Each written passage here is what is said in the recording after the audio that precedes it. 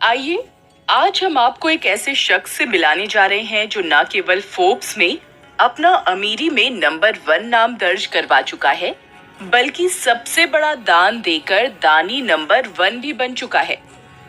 बता सकते हैं कौन है वह शख्स? चलिए, हम ही बताते हैं। उस शख्स का नाम है वॉरेन बुफे, जो शेयर बाजार का जादूगर है, जिसने फर्श से उठकर अर्श को छुआ, जिसने ये पते की बात कही, आप अगर उन चीजों को खरीदते हैं जिनकी आपको बिल्कुल जरूरत नहीं है, तो शीघ्र ही आपको उन चीजों को बेचना पड़ेगा जिनकी आपको सबसे ज्यादा जरूरत है। इस सच्चे और प्रेरक कथन को कहने वाले बफेट का जीवन अद्भुत है। जब जब बात चलेगी दुनिया के सबसे अमीरों की, तो बफेट का नाम सबसे पहले आएगा। शेयर बाजार में चमत्कारिक सफलता पाने वाले बफेट निवेश की दुनिया के महान बादशाह हैं और दुनिया के सफलतम बिजनेसमैन हैं। एक बहुत ही साधारण परिवार में जन्मे बफेट आज बर्कशायर हैथवे के मालिक हैं और विश्व की सफलतम शख्सियतों में से एक हैं। इन्हें इन्वेस्टमेंट गुरु के रूप में भी दुनिया जानती है। अपने समर्पण भाव, मेहनत और लगन के बल पर वे आज सफलता के आसमान पर हैं।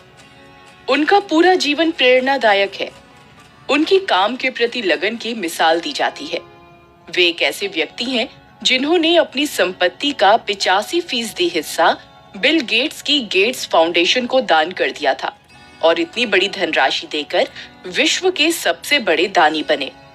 आइए हम इस महान व्यक्ति का परिचय प्राप्त करते हैं, फिर सभी पहलुओं को जानेंगे। वॉरेन बफेट का जन्म 30 अगस्त 1930 को अमेरिका के ओमाहा के नेब्रास्का टाउन में हुआ था। उनके पिता का नाम हावर्ड बफेट था और मां का नाम लीला स्टॉल था। इनके पिता हार्वर्ड शेयर मार्केट के एक निवेशक और सलाहकार के तौर पर काम करते थे। अपने पिता के नक्शे कदम पर चलकर बफेट ने भी शेयर मार्केट में ही अपना करियर बनाने का मन बना लिया। यह रुचि उन्हें विरासत में मिली थी। वह शेयर मार्केट में काम करने का ख्वाब देखते थे। उनकी बिजनेस में इस कदर रुचि बढ़ी कि उन्होंने मात्र 11 वर्ष की अवस्था में ही अपना काम शुरू कर दिया था। अपना जेब खर्च स्वयं निकालने के लिए उन्होंने लोगों के घर घर जाकर मैगजीन बेचना शुरू कर दिया। इसके अलावा वे कोका कोला आदि बेचकर पैसे कमाने लगे थे। सिर्फ यही नहीं, पैसे कमाने के लिए उन्होंने अखबार और स्टाम्प बेचकर अपना जेब खर्च स्वयं कमाया।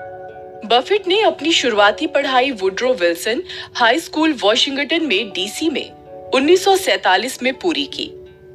इसके बाद उन्होंने पेंसिल्वेनिया विश्वविद्यालय के वॉर्टन स्कूल से सन 1949 में पढ़ाई की। अभी वे यूनिवर्सिटी ऑफ पेंसिल्वेनिया में थे, तभी उन्हें अल्फा सिग्मा की बिरादरी में जगह दे दी गई। उनके पिता और चाचा भी इसी में नेब्रास्का अध्याय के सदस्य थे। फिर बीएस विश्वविद्यालय नेब्रास्का से 1950 में किया। एमएस करने के लिए इन्होंने हार्वर्ड यूनिवर्सिटी में एडमिशन एप्लीकेशन दी थी, जो उनकी कम उम्र होने के कारण रद्द कर दी गई। और फिर बाद में शेयर मार्केट में रुचि होने के कारण इसमें कोलंबिया बिजनेस यूनिवर्सिटी से डिग्री हासिल की। कोलंबिया बिजनेस यूनिवर्सिटी में खासकर इन्होंने दाखिला इसलिए लिया कि जाने माने निवेशक और स्टॉक विशेषज्ञ बेंजामिन ग्राहम इसी कॉलेज में थे। इसके उपरांत बफेट ने बेंजामिन ग्राहक से मिलने का प्रयत्न किया, क्योंकि उन्हें उनसे स्टॉक शेयर मार्केट की बारीकियां सीखनी थी। उन्होंने अपने सूत्रों से पता लगा लिया कि वे GEICO बीमा कंपनी के बोर्ड के सदस्य हैं। एक दिन शनिवार को उनसे मिलने की इच्छा लिए हुए वे ट्रेन से वॉशिंगटन पहुंचे। वे बीमा कंपनी के मुख्यालय के दरवाजे पर दस्तक देते रहे। जब तक चपरासी ने उन्हें अंदर नहीं जाने दिया, तब तक भी डटे ही रहे। उनकी वहां उपाध्यक्ष लोरिमर डेविडसन से मुलाकात हुई। उनकी लंबी बात चली और 4 घंटों तक बीमा पर कारोबार के विषय में बात करने के बाद वे अच्छे दोस्त बन गए। मात्र 15 मिनट के बाद ही डेविडसन समझ गए थे कि एक साधारण व्यक्ति हैं।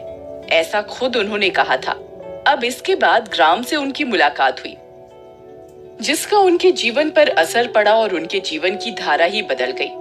कोलंबिया यूनिवर्सिटी से निकलने के बाद बफेट वॉल स्ट्रीट पर काम करना चाहते थे, पर इसके लिए ग्राहम और उनके पिता दोनों ने ही उन्हें मना किया।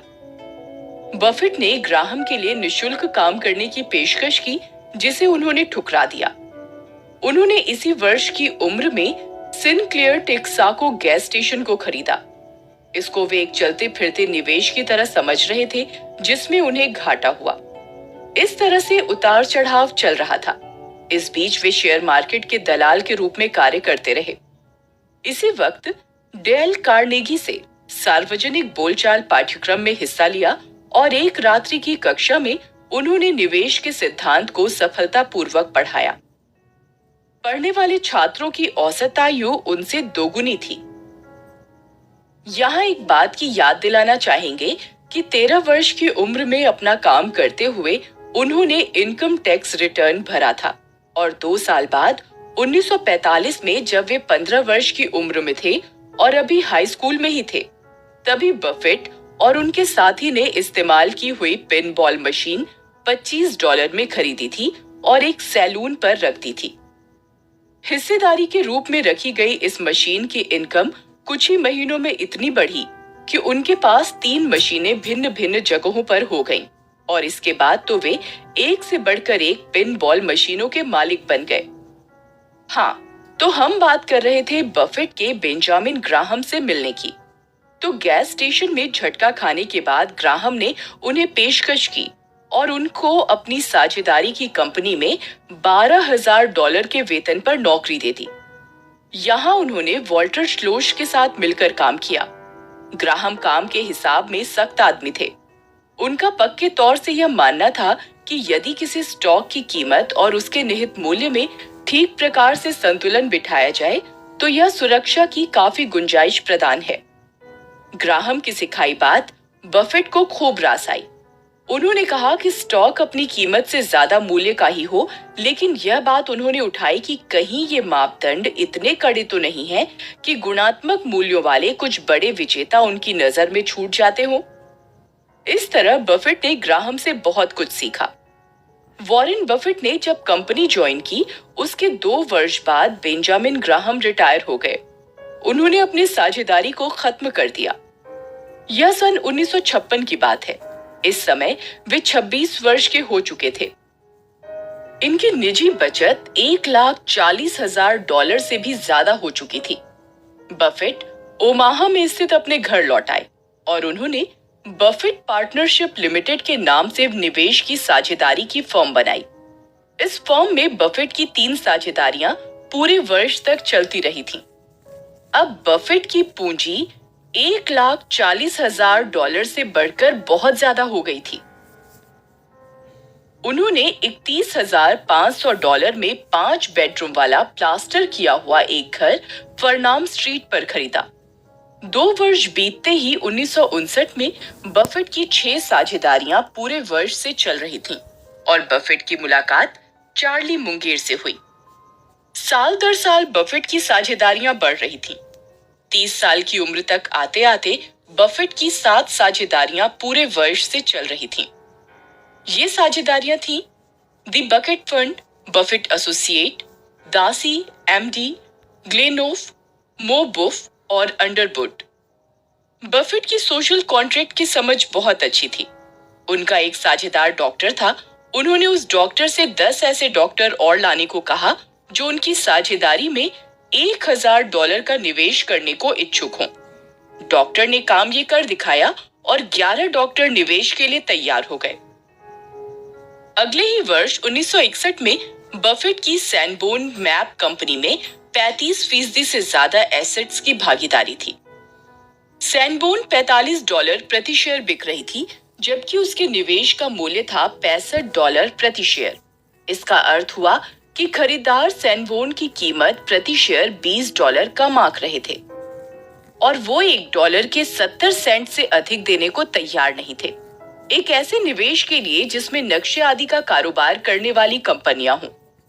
बफेट ने खुलासा किया कि उन्हें सैनबोर्न के बोर्ड में स्थान मिल गया। 1962 में बफेट करोड़पति बन चुके थे। उनकी साझेदारियों में $71,78,500 से अधिक थे और उसमें $10,25,000 बफेट के थे। अब बफेट ने अपनी सारी साझेदारियों को मिलाकर एक साझेदारी बना दी। बफेट ने कदम और बढ़ाया। बफेट ने एक वस्त्र निर्माण करने वाली कंपनी खोजी और बर्कशायर हैथवे की साझेदारियों ने उस कंपनी के शेयरों को 7.6 के भाव पर खरीदना शुरू किया। जब बफेट की साझेदारियों ने बेहद आक्रामकता के साथ बर्कशायर के शेयरों को खरीदना शुरू किया, तो उन्हें $14.16 प्रति शेयर का भाव देना पड़ा, जबकि कंपनी की कार्यशील पूंजी का भाव $19 प्रति शेयर बैठता था और इसमें अभी अचल संपत्ति को शामिल नहीं किया गया था। बर्कशायर हैथवे कंपनी अब डूबने की कगार पर थी। बफेट ने बोर्ड की बैठक की और बर्कशायर हैथवे कंपनी की कमान अपने हाथों में ले ली। अब कंपनी को चलाने के लिए एक नए अध्यक्ष की घोषणा की।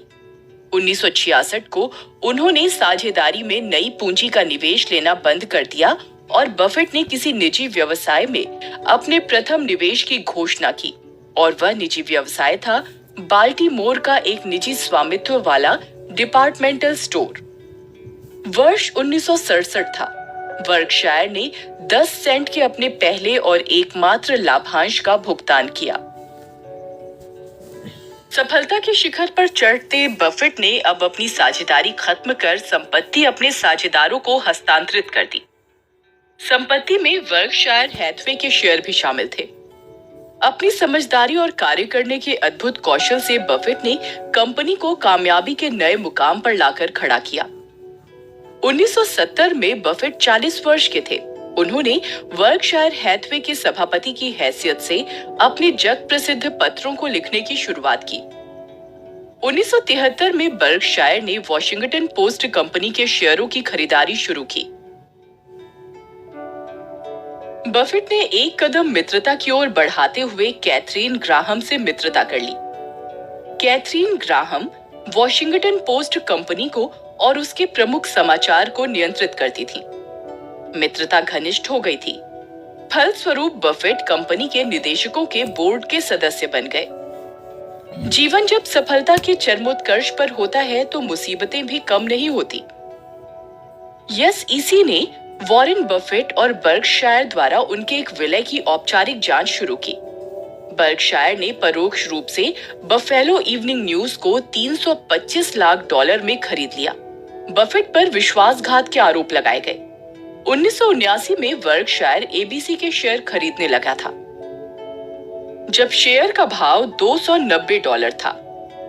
बफेट की जमा पूंजी $14 करोड़ थी, हालांकि वह केवल 50,000 प्रति वर्ष के अपने वेतन पर रहते थे। बर्कशायर में नए वर्ष की शुरुआत $775 प्रति शेयर से की और अंत में $1310 पर बफेट की जमा पूंजी 62 करोड़ पर पहुंच गई।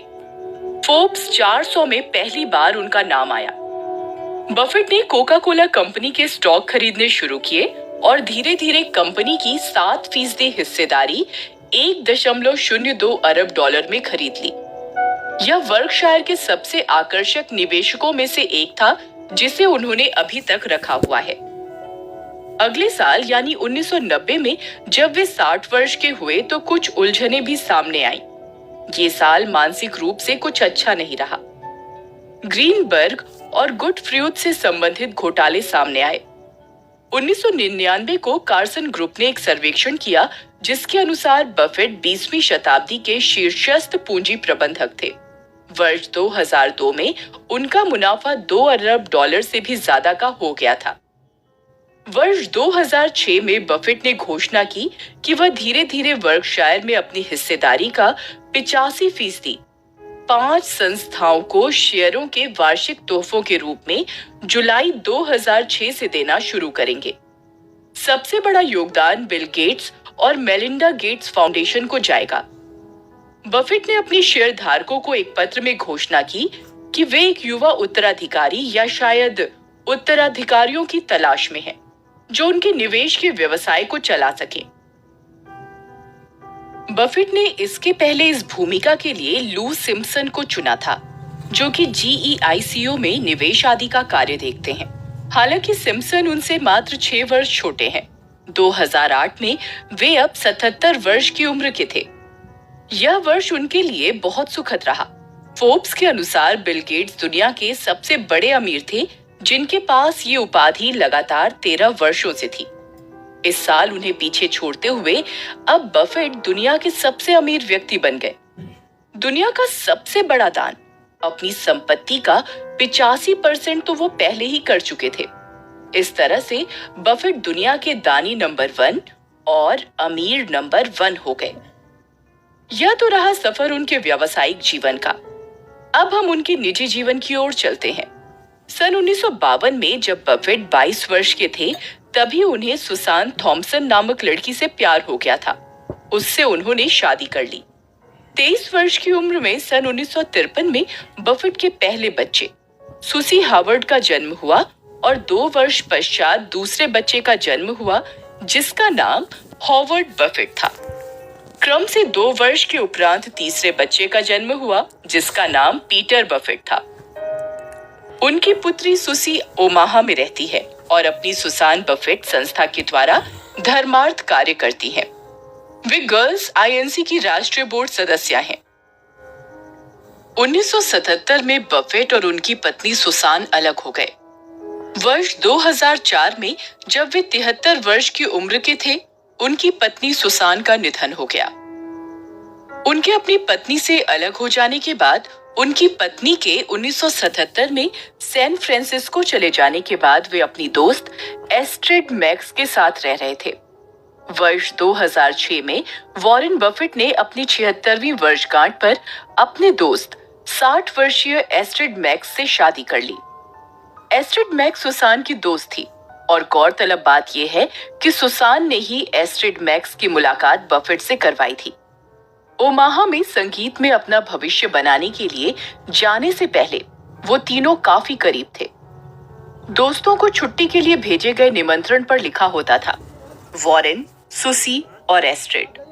रोजर लोवेनस्टीन की किताब Buffett the making of an American capitalist के अनुसार सुसान बफेट ने अपनी मौत से पहले संक्षेप में इस रिश्ते के बारे में चार्ली रोज शो में एक साक्षात्कार में बताया था। यह बफेट की निजी जिंदगी की एक दुर्लभ झलक थी। वे ब्रिज के काफी उत्सुक खिलाड़ी हैं और वे बताते हैं कि हफ्ते में 12 घंटे इस खेल को खेलने में बिताते हैं। वे अक्सर बिल गेट्स और पॉल एलन के साथ खेलते हैं। 2006 में बफेट कप के लिए उन्होंने ब्रिज के एक मैच का आयोजन किया था। इस आयोजन को गोल्फ के राइडर कप की तर्ज पर आयोजित किया गया था और इसका आयोजन भी ठीक उसके पहले और उसी शहर में होता था। अमेरिका के ब्रिज के 12 खिलाड़ियों की टीम यूरोप के 12 खिलाड़ियों से भिड़ती है।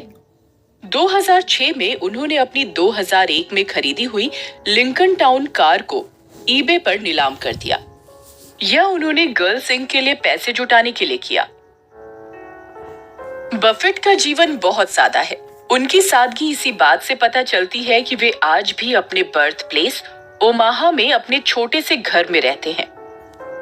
आइए जाने उनके महान विचार। हमेशा ही लंबी अवधि के लिए निवेश करें।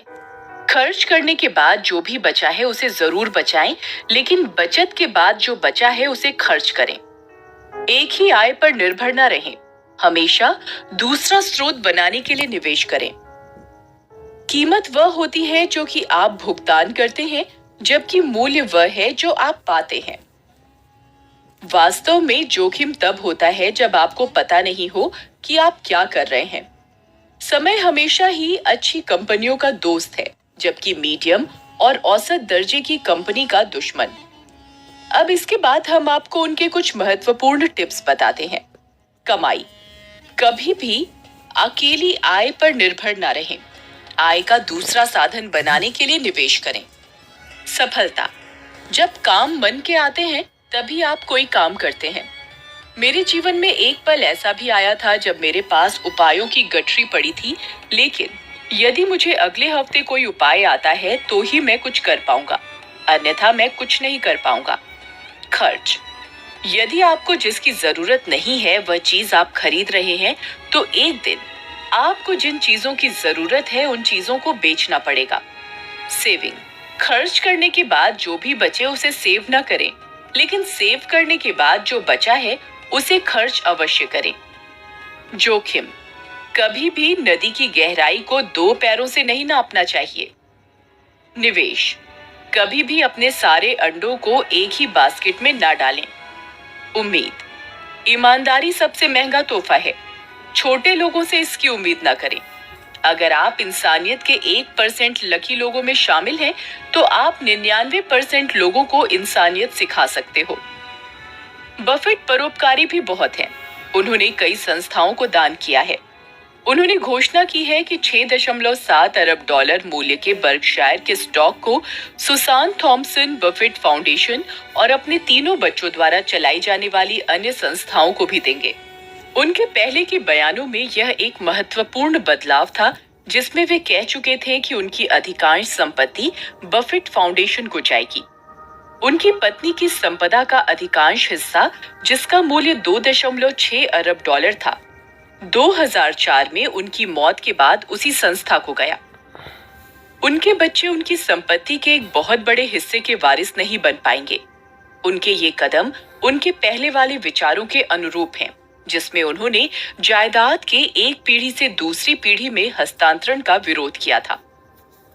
बफेट ने एक बार टिप्पणी की थी कि मैं अपने बच्चों को पर्याप्त मात्रा में देना चाहता हूं ताकि वे जो भी सोचे वह काम कर सकें, लेकिन इतना भी नहीं देना चाहता हूं कि वह निठल्ले हो जाएं। सचमुच धन्य है वह महान शख्सियत और प्रेरणा का स्रोत है उन लोगों के लिए जो हमेशा भाग्य का रोना रोते हैं। ऐसे चमकते सितारे खुद अपनी राह बनाते हैं, अपने कदमों के निशानों को दूसरों को अनुसरण करने के लिए छोड़ जाते हैं।